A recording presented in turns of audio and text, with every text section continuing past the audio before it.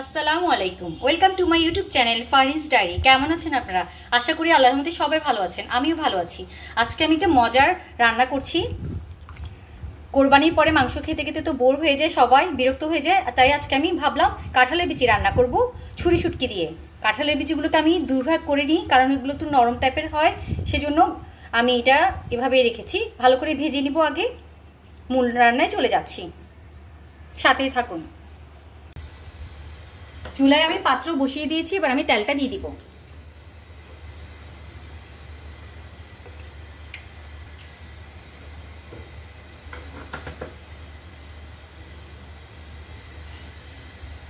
তেল গরম হোক, এরপর আমি কাঁঠালের বিচি আগে ভেজে নিব, তারপর আমি আলুগুলো ভেজে নিব। কাঁঠালের বিচির সাথে আলু দিলে কিন্তু খুবই ভালো লাগে।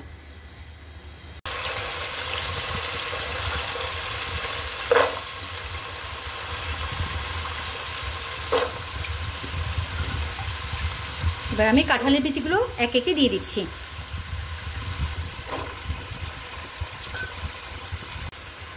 কাঁঠালের বিচিগুলো দিয়ে দিলাম, এখন কিছুটা হলুদ দিয়ে দিব,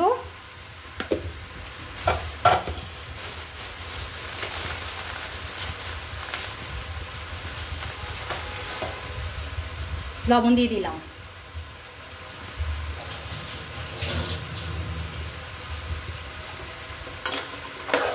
ভাজার সময় হলুদ আর লবণ দিয়ে দিলে কিন্তু অনেক ভালো লাগে, কাঁঠালের বিচিগুলোর ভিতরে ভালো করে ঢুকে। অনেকে ভেজে করে না, আবার অনেকে ভেজে করে, কিন্তু আমার ভেজে করতে খুবই ভালো লাগে। ভালো করে ভাজার পর আমি আবার ভাজা হলে আমি আবার আসছি। এতটুকু পরিমাণে ভাজলে হবে, এর চেয়ে বেশি ভাজার দরকার নেই। এগুলো এবার তুলে নিব আমি, এরপর আমি আলুটা ভেজে নিব। এতটুকু পরিমাণ হলেই হবে ভাজা, এর চেয়ে বেশি লাগবে না। এবার আমি আলু দিয়ে দিলাম। কাঁঠাল বিচিতে যেমন লবণ আর হলুদ দিয়ে ভেজেছি, এখানেও আমি সেম লবণ আর হলুদ দিয়ে দিলাম।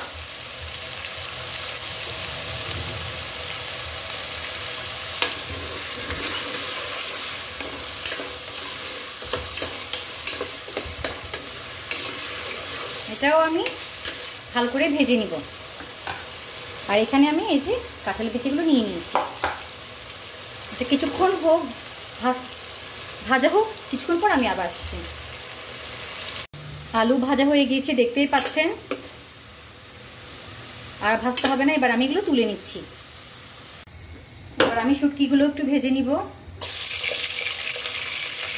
শুটকিগুলো আমি একটু হলুদ মাখিয়ে রেখেছিলাম, এটাকে ভালো মতো আমি গরম পানি আর লবণ দিয়ে ভিজিয়ে রেখেছিলাম, যেন ফরমালিন মুক্ত হয়। আমি হলুদ দিয়ে আমি একটু মেখে রেখেছিলাম, তাই এখানে আর হলুদ দেওয়ার প্রয়োজন নেই। আমি জাস্ট লবণটা দিয়ে হালকা ভেজে নেব। ভেজে নিলে কোনো কিছু ভেঙে যাওয়ার চান্স থাকে না, আর ভিতরেও সব কিছু ঢুকে।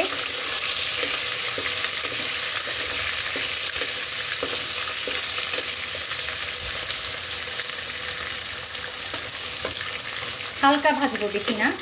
আর এখানে আমি আলুগুলোও তুলে নিয়েছি, কাঁঠালের বিচির সাথে রেখেছি।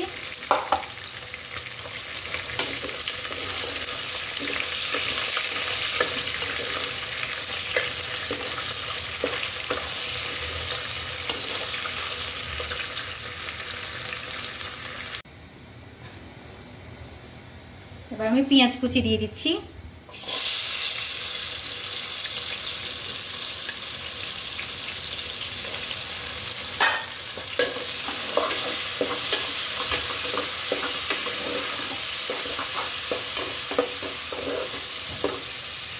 আমি শুটকিগুলো এখানে তুলে নিয়েছি।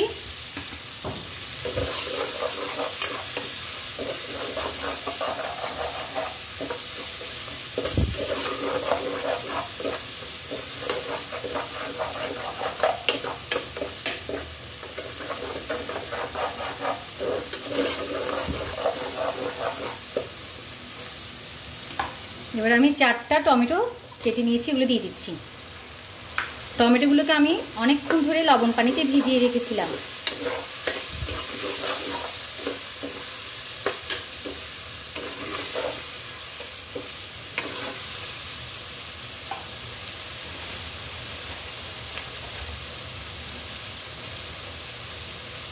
লবণ দিয়ে দিচ্ছি যেন এগুলো তাড়াতাড়ি সফট হয়ে যায়।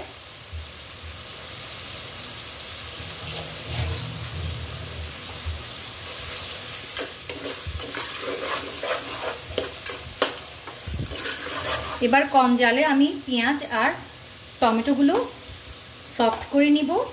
কিছুক্ষণ পর আমি আবার আসছি।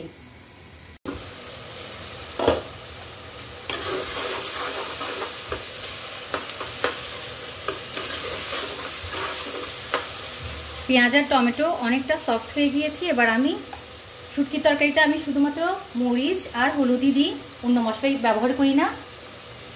হলুদটা আমি পরে দিব, আগে মরিচটা দিয়ে দিই। আর আমি এটা ইউজ করি,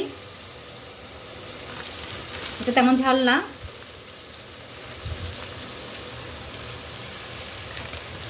তাই আমি বেশি করে দিয়ে দিলাম, আপনারা আপনাদের স্বাদ মতো দিবেন।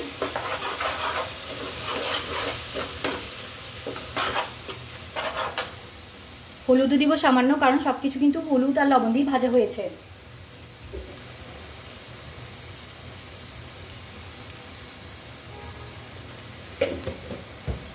হলুদ দিয়েছি, সামান্য হলুদ দিয়েছি। এবার আমি একটু পানি দিয়ে দিব, কারণ পুড়ে যেন না যায়।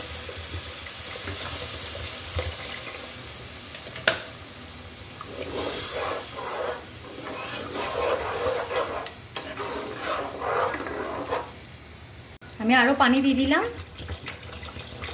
একসাথে পুরোটা ঝোল কষানোর পর আমি সব কিছু দিয়ে দিব, কারণ সব কিছু ভাজাই আছে, হতে বেশিক্ষণ লাগবে না। ঢাকনাটা দিয়ে চুলার জালটা আমি একটু মিডিয়াম করে দিলাম। কিছুক্ষণ পর আমি আবার আসছি। অফ ক্যামেরায় আমি অনেকবার চেক করেছিলাম কতটুকু হয়েছে। ভিডিও বানাইনি, কারণ হচ্ছে অনেক লং হয়ে গেলে ভিডিও ভালো লাগবে না। এবার হচ্ছে সব কিছু দিয়ে দেওয়ার পালা। প্রথমে আমি শুটকিগুলো দিয়ে দিচ্ছি, ভাজা শুটকি।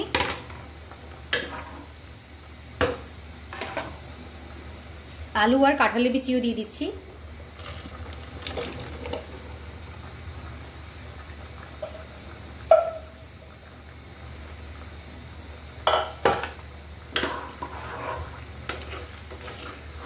কিছুক্ষণ রাখলে এখানে সব কিছু ঢুকে যাবে, আলু, কাঁঠালের বিচি, তারপর হচ্ছে শুটকি। বেশিক্ষণ লাগবে না। আর অনেক বেশি ঝোল দিলে ভালো লাগে না, এটা কিছুটা এই যে এভাবে। এ পর্যায়ে আমি কাঁচামরিচগুলো অ্যাড করে দিচ্ছি।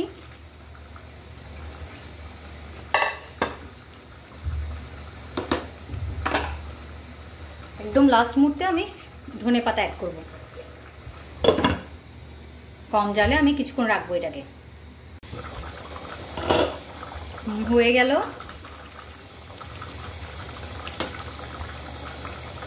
এবার আমি ফ্রেশ ধনেপাতা দিয়ে দিচ্ছি। বেশিরভাগ আমি ফ্রোজেন দিই, আমার কাছে থাকে, আজকে আমি ভাবলাম ফ্রেশ দিই।